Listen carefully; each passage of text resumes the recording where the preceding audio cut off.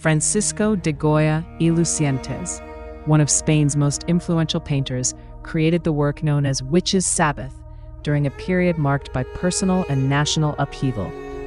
Painted around 1797 to 1798, this striking image immerses viewers in a nocturnal gathering of witches, all focused on a central imposing figure, a horned goat.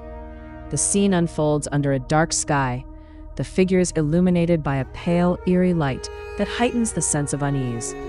Goya's composition is carefully arranged, with the goat seated upright in the middle, surrounded by a semicircle of women whose postures and expressions range from awe to trepidation. The goat's horns, twisted and adorned with leaves, draw the eye immediately, while the surrounding witches seem caught in a moment of ritual or communion. Overhead, a crescent moon and a flurry of bats punctuate the night, reinforcing the painting's supernatural atmosphere. Goya's technique, loose, expressive brushwork and bold contrasts of light and shadow, contributes to the painting's psychological intensity. Although often associated with his later black painting series, this work predates them, yet it shares many of the same themes and stylistic innovations that would come to define Goya's late period. Examining the central figure, the horned goat, reveals layers of meaning and visual strategy. In European folklore and iconography, the goat has long been linked to the devil, witchcraft, and pagan rites. Goya's rendering is notable for its anthropomorphic qualities. The goat sits upright, almost as if presiding over the assembly, its forelimbs raised in a gesture that suggests authority or benediction. The eyes, rendered with a luminous, almost unnatural glow, engage the viewer directly, creating a sense of unease. The horns, large and curling, are entwined with oak leaves, a detail that may allude to strength, endurance, or the persistence of ancient beliefs. This botanical addition could also reflect the enduring power of nature and the cyclical aspects of life and death.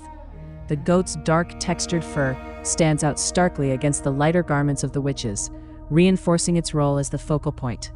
The gesture of the goat, extending a limb toward the women, introduces a ritualistic element, as if the animal is bestowing a blessing or command. Art historians interpret this figure as an embodiment of the anxieties and superstitions that pervaded late 18th century Spain, a time when fear of witchcraft and heresy was still potent.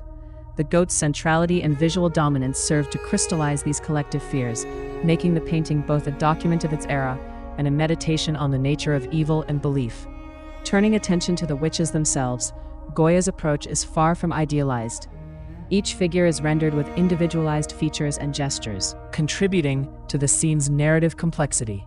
Some witches are seated, their faces turned toward the goat, in expressions that range from reverence to apprehension. Others stand, their bodies angled as if caught mid-movement, whispering or gesturing in ways that suggest both communication and secrecy. Several women hold small children or doll-like figures, which may represent familiars, offspring, or the transmission of knowledge. The children's presence introduces a disturbing ambiguity, as their role in the ritual remains unclear. Goya's brushwork emphasizes the witch's humanity. Wrinkles, gaunt cheeks, and wild, unkempt hair are depicted without embellishment. This rawness strips away any romantic or fantastical veneer, grounding the scene in the reality of marginalized individuals, often women, accused of witchcraft. The clothing varies. Some figures wear pale, almost luminous garments, while others are draped in muted yellows or browns. This variation not only adds visual interest, but may also suggest differences in status, age, or role within the gathering. The diversity of expressions and postures invites viewers to consider the psychological states of the participants, from fear and submission to curiosity and defiance. In this way, Goya's witches become more than mere symbols. They are individuals caught in the grip of collective hysteria and social exclusion. The painting's background plays a crucial role in establishing its mood and meaning. The night sky, rendered in deep blues and grays, creates a sense of vastness and isolation. A crescent moon hangs in the upper left, its pale light diffusing across the scene and providing the only source of illumination. The moon's placement and subdued glow serve to heighten the painting's otherworldly quality. Silhouetted against the sky are several bats, their wings outstretched as they fly above the assembly. In European art, bats are often associated with darkness, the supernatural, and the unknown, reinforcing the painting's themes. Goya's use of atmospheric perspective, blurring and softening the forms as they recede, creates depth and a sense of enveloping gloom. The interplay of light and shadow is particularly striking. The figures in the foreground are picked out in sharp relief, while the background dissolves into darkness. This technique not only draws attention to the main action, but also evokes a feeling of psychological confinement. The subtle gradations of color and tone demonstrate Goya's mastery of oil paint, allowing him to convey both the chill of the night and the heat of the ritual. The overall effect is one of unease and ambiguity, as the viewer is drawn into a world where reality and imagination intermingle. To fully appreciate Witch's Sabbath, it is important to place it within the broader context of Goya's artistic evolution. Although this painting predates the celebrated black painting series, it anticipates many of the themes and techniques that would dominate Goya's later work. The Black Paintings, a group of 14 murals created between 1819 and 1823 on the walls of Goya's house, the Quinta del Sordo, represent a radical departure from his earlier, more formal commissions. These works, painted in oil directly onto plaster, are characterized by their dark palettes, expressive brushwork, and exploration of disturbing subjects such as madness, violence, and superstition. Witch's Sabbath shares these qualities, signaling Goya's growing preoccupation with the darker aspects of human nature and society. This period in Goya's life was marked by personal suffering. He experienced severe illness, deafness, and political disillusionment, following the turmoil of the Napoleonic Wars and the restoration of the Spanish monarchy. The Inquisition, still active in Spain, cast a long shadow, and Goya's art reflects his skepticism toward institutional authority and the persistence of irrational beliefs.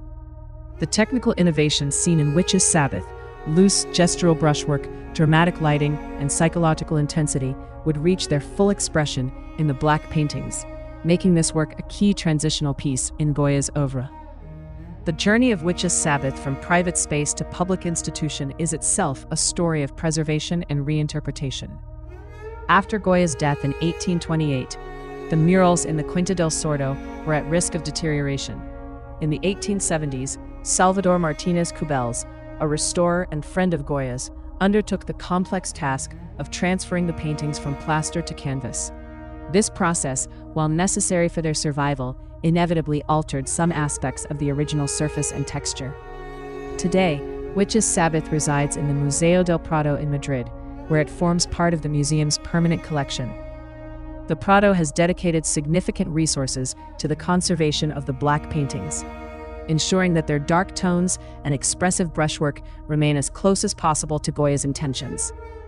The painting's journey from a private residence on the outskirts of Madrid to one of the world's leading art museums reflects both the changing fortunes of Goya's reputation and the evolving appreciation of his late work. The painting has never been part of the art market in the conventional sense, as it was created as a private mural, but its cultural and scholarly value is immense, drawing visitors and researchers from around the world. The symbolism embedded in Witch's Sabbath has been the subject of ongoing scholarly debate. The horned goat, as a symbol, carries multiple layers of meaning. While most interpretations focus on its association with the devil and witchcraft, some art historians propose that Goya intended a broader critique of superstition and the dangers of irrational belief. The goat's commanding posture and the witch's varied reactions may allude to the power of fear in shaping behavior and social norms. The presence of children or doll-like figures introduces questions about the transmission of beliefs and the vulnerability of the innocent. Some scholars see the painting as a veiled commentary on the persecution of marginalized groups, particularly women, who are often accused of witchcraft during periods of social unrest. Others suggest that the work reflects Goya's personal disillusionment with institutions such as the Inquisition, which used accusations of witchcraft as a tool of control. The ambiguity of the scene, neither wholly fantastical nor entirely realistic, invites viewers to reflect on the boundaries between imagination and reality, reason and superstition. Goya himself left no written explanation for the painting, and so each generation of viewers brings new questions and interpretations to the work. In considering the significance and legacy of Witch's Sabbath, it becomes clear that Goya's painting operates on several levels. As a work of art, it demonstrates technical innovation and expressive power, pushing the boundaries of traditional history painting. As a cultural document, it captures the anxieties and contradictions of its time, offering insight into the persistence of superstition and the complexities of social exclusion. The painting's continued presence in the Museo del Prado allows for ongoing study and reflection, ensuring that its meanings remain dynamic and relevant. Goya's exploration of fear, power, and the human condition resonates across centuries, making Witches' Sabbath not only a product of its era, but also a timeless meditation on the darker aspects of collective belief. Through careful observation and analysis, we can appreciate both the artistry and the enduring questions that Goya's vision raises, affirming his place as a master of psychological and social insight.